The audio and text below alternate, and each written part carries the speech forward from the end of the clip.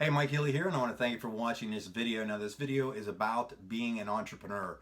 And I haven't put a video out in a while because I've been so busy being an entrepreneur, doing those things, that I haven't really taken any time to kind of share some of this information with you. But that kind of prompted me with a phone call that I got yesterday from a buddy of mine who I hadn't talked to in a while.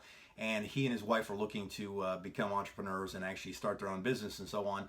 And he said that I was one of the guys that he knew over the years that he could trust and give him information and so on. And I really thought that was a great compliment. So if you're watching this, thank you for saying that to me. I'll just keep the names quiet there.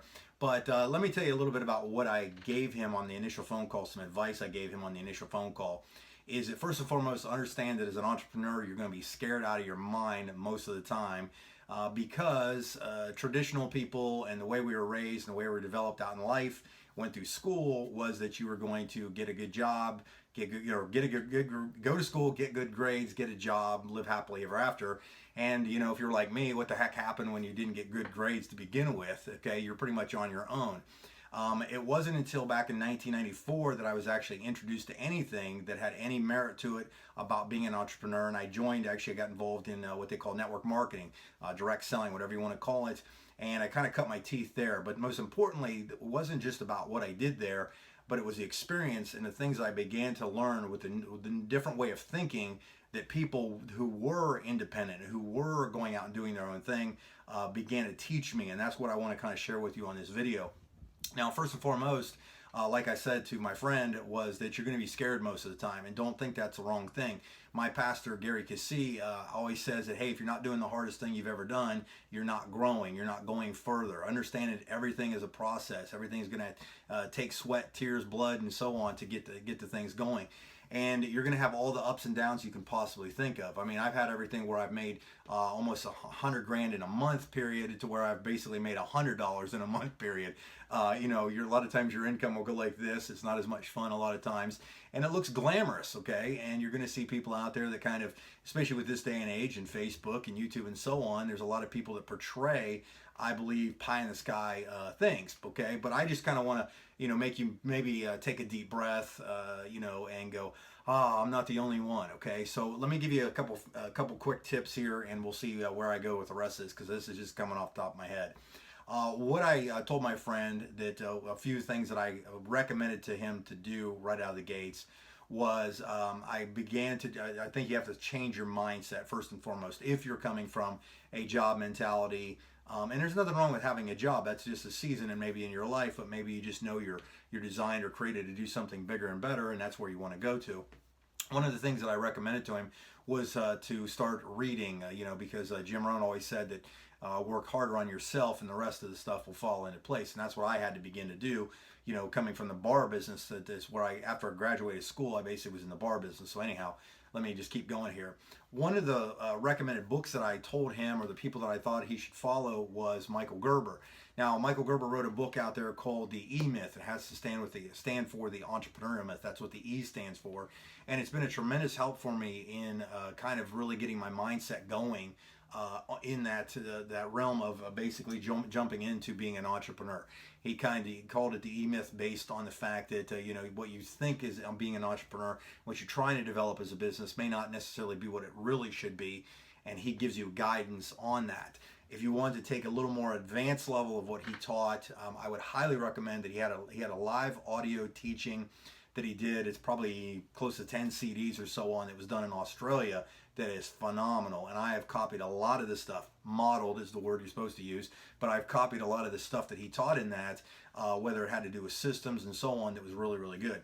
Now, the other quick recommendation I had for him, besides reading that and getting started, was he get the book or have read the book, The Richest Man in Babylon. And again, understand these can be in book form or audio form, whichever you learn better from. And The Richest Man in Babylon, I think, is a prerequisite for becoming an entrepreneur. And the reason for that is that book saved me losing thousands and thousands of dollars after I'd already lost thousands and thousands of dollars, okay? Because a lot of times when you start to make money, or you hit it big, or you got into a company that had momentum, or whatever it might be, and all of a sudden things take off, doesn't necessarily mean your financial IQ went up at all, okay? Been there, done that. I remember, taking advice from people who I had no business whatsoever taking advice from, and I probably would have, had more fun taking my $15,000-$20,000 and setting it on fire and making s'mores out of it than what I did with it, okay, and how quickly I lost it. And that book, The Richest Man in Babylon, is a great tool for you to go through and understand these. These are core principles that you should get inside of you to understand that, okay? Because it's going to help you to make a little more educated decisions. Now, the other thing that I would that I was telling him about is not I mentioned the fear thing, and I mentioned the books and so on, but it's a continual process. And I also mentioned, and this is real important, I'm glad it just popped in my head again, is to keep your business as lean as possible in the early days, okay? And never take for granted a success that that it's automatically that you hit it. Many times I did very well, or I made money, or I put a Facebook post out there selling something, and the first initial thing bumped up and it went crazy, and I thought that it was going to continue, when in fact things change, markets change, it was a fluke or whatever it might be. That it really would have started to crush me in some areas because I was overextending myself. I was trying to expand too quickly. I was doing something that I shouldn't have been doing, and so I try to tell him to keep it lean. And what I mean by lean is, again, don't fake it till you make it. Don't go out there and try to spend more money than you have to. Literally, be as lean as you possibly can. The heck with fake it till you make it, by the way, okay? You know how many times I've driven vans that have 150, 200,000 miles on and they're barely running? More times than I can count, and there's a reason for that, because I'd rather take that $20,000 that I might have spent on a brand new vehicle to impress the friends and put that into marketing material, or marketing dollars, or books, or educational material, or go fly to an event to get educated on it. That's how you become successful, and so on.